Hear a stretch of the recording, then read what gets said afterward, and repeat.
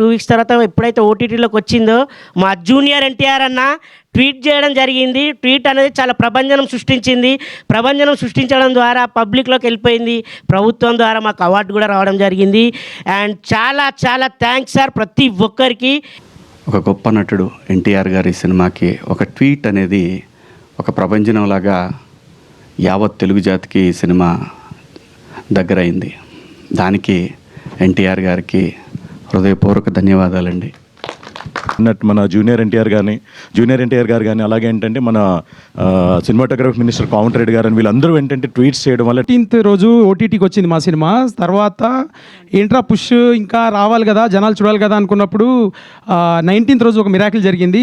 Exactly evening 6:30 టైంలో junior NTR అన్న తారక్ అన్న ట్వీట్ చేశాడు సినిమా గురించి. బ్లాస్ట్ ఇంకా అంటే వైల్డ్ ఫైర్ ఇంకా అంతే, ఇంకా అసలు అంటుకుందనమాట. ఆ తర్వాత నేను చాలా ఫేమస్ అయిపోయా, దాదాపు 1000 మంది ఫాలోవర్స్ వచ్చారు.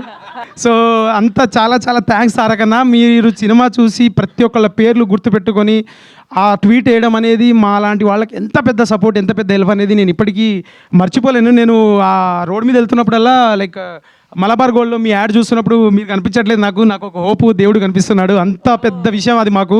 ఎందుకంటే ఆ పర్టికులర్ పాయింట్ ఆఫ్ టైంలో మీరు అది చేయాలి అని చెప్పేసి అవసరం కూడా లేకున్నా మీరు you made it a point to make everybody is notified, like everybody is mentioned in the tweet. And I'm so grateful, so thankful అన్న.